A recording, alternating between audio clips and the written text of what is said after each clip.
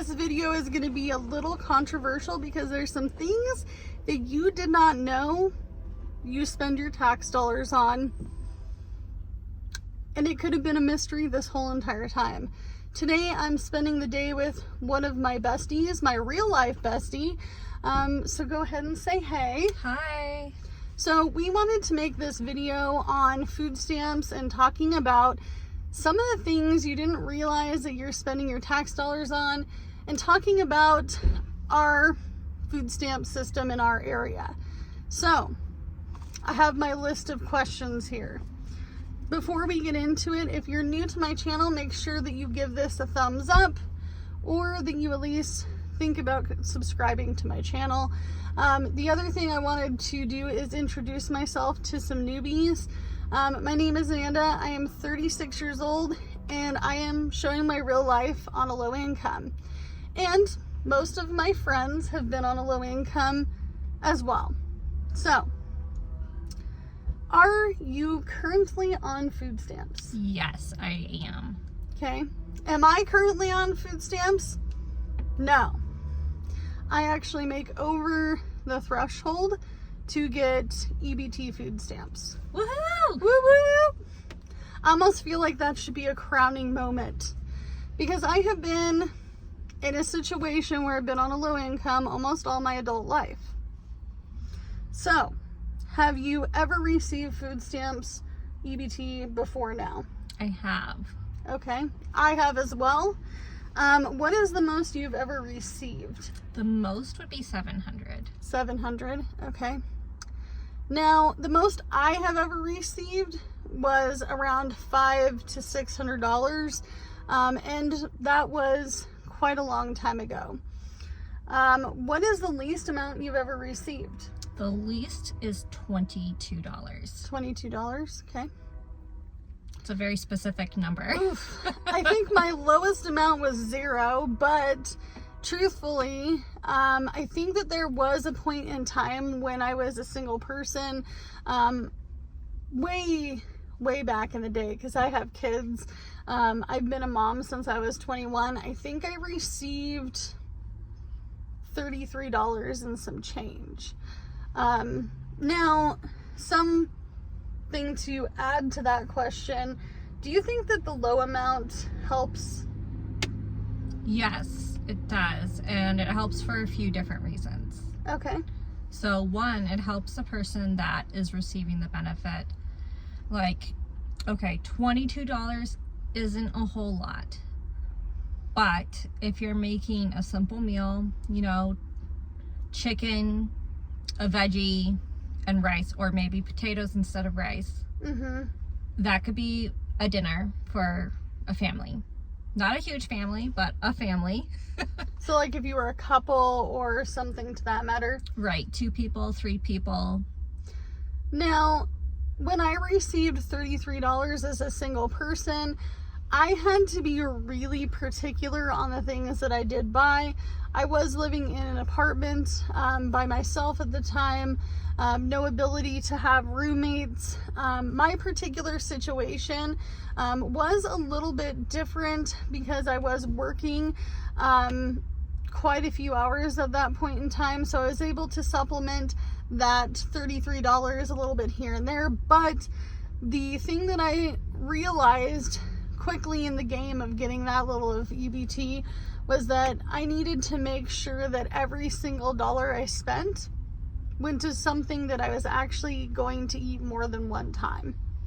So I would bulk cook. Oh yeah. Is that what you're talking about? Okay. Now, things that you would make with the $33 would be, like she said, rice, beans, chicken, things that you're not thinking about that can stretch super far, or things that you can add to meals. Could be rice, potatoes, of course beans, making sure that you are stretching the produce or the meat that you are purchasing. There's a lot of alternatives to proteins. You can also get tuna and other canned products for pretty cheap. I would definitely try to cook a little bit more from scratch and things that aren't going to cost you so much in ingredients. So making sure that if you're going to be doing a baked good product, is it going to be cheaper for you to buy it pre-made? Like the Jiffy corn bread mix is only like 68 cents here in our state. And so would it be cheaper for me to buy that one package of that, or would it be cheaper for me to make it from scratch? The answer is the 68 cents. And then how can you stretch that particular item? You can add some canned corn, cream of corn to it, make it into a side for multiple meals. The other thing that I did try to steer away from during that time would be buying sweets and pre-packaged, pre-made meals, right? Oh, absolutely. What is something else that you can do to stretch your budget if you're on that low of a food stamp? Well, if budget? you're getting rice or another dried grain, I always say look at the biggest bag and compare the price per ounce or price per unit to the smaller bags. Because generally the bigger bag will actually be cheaper per ounce or per pound. Now, I know some of you guys don't eat breakfast, but for those of you who have children, what do you think is the best route for breakfast? What's the cheapest thing you can make for breakfast? Well, it used to be eggs.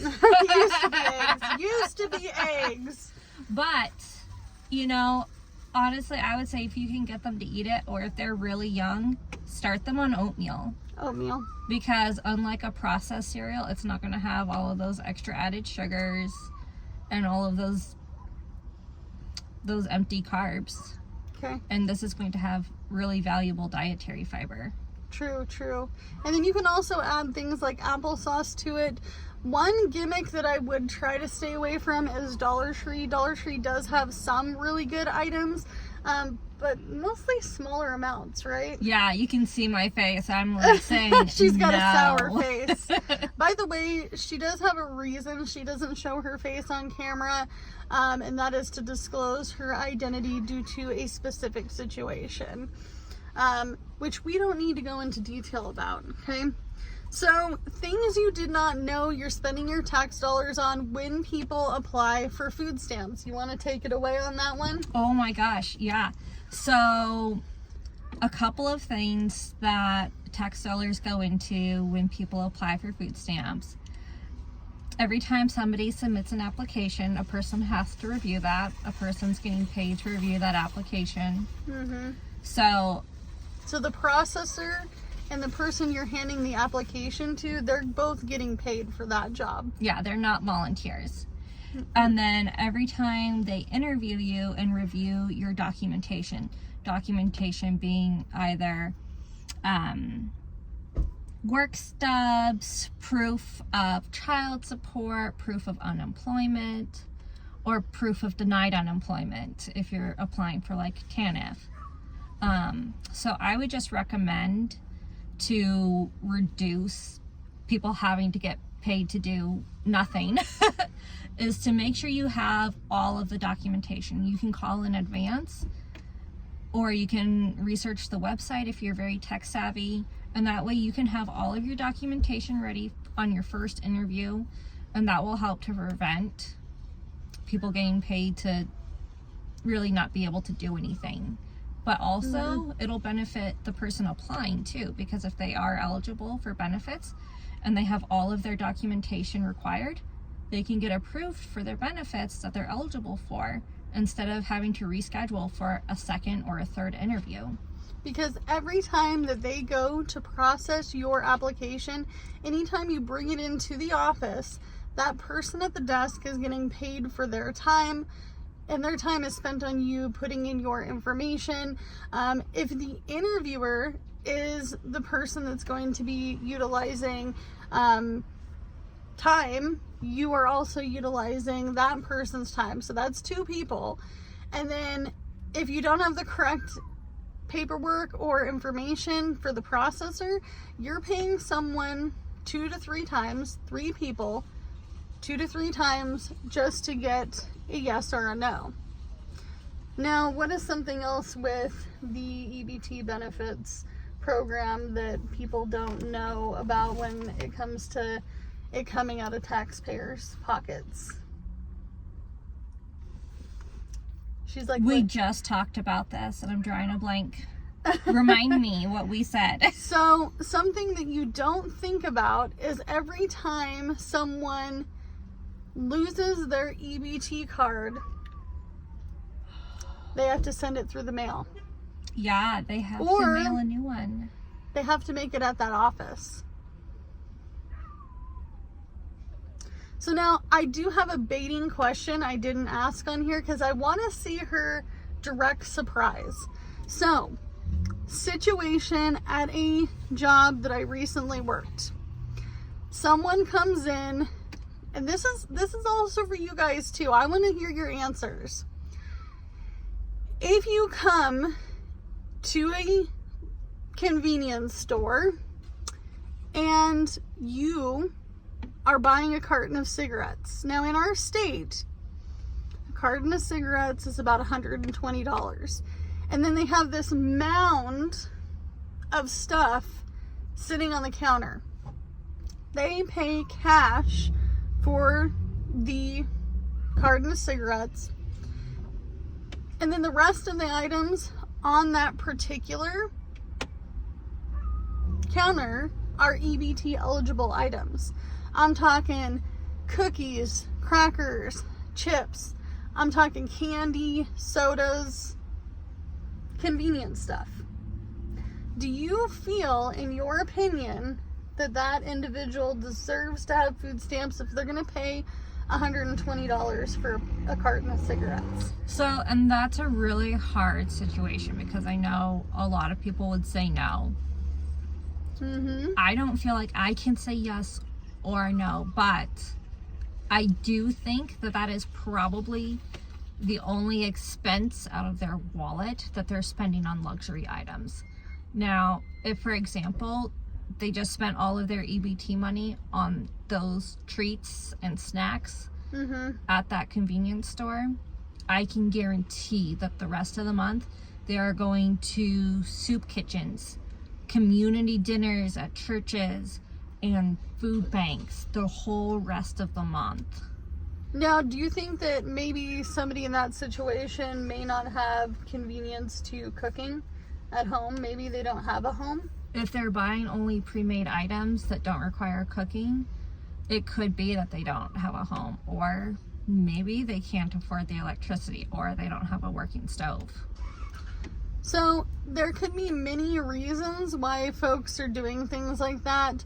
I do know that a older gentleman came in, did the same exact thing, and I had it questioning in my mind, was that person doing the right thing? And personally, I am not a judgmental person. I'm never going to say one way or another that I think that you're doing wrong in this. It's not my life. I don't have to sit there and judge you because I don't live your life. I don't know what your day-to-day looks like. However, most of you guys would probably say no. But over time, I learned this customer. And their little situation started popping up a little bit more often. Now, he did spend the money on the luxury item of having cigarettes. But he was also living in his van with the inability to cook. Now, $120 doesn't make or break someone being in an apartment, in all honesty. Especially in 2025. No, that's like less than a day's pay Yeah. for most people. Mm-hmm. An average working individual, that's a day's pay. So, do you think that that situation would make or break this gentleman getting into an apartment as far as like requirements? She's looking stressed over here because I'm asking baiting questions. That's hard because a lot of the rental agencies around here won't even let us smoke or move in. Yeah. They won't. They just won't. So most of the rentals in this area, they make you have 3 times of rent in your income in order to qualify for an apartment. Yeah, and if you don't make 3 times the rent, if they allow you to move in, they will ask you to pay a larger deposit. Sometimes double what the deposit was listed as. So, in all honesty, we don't know how much this person makes. Obviously, they make less than the required amount to live in an apartment, because otherwise, you know, I'd assume that they don't live in a car because it's luxurious and they want to. But it may be a situation that if they're approved for EBT food stamps, that they are not able to afford an apartment or can't get into an apartment. So I don't know. I guess you guys let me know what you think about this video in the comments down below.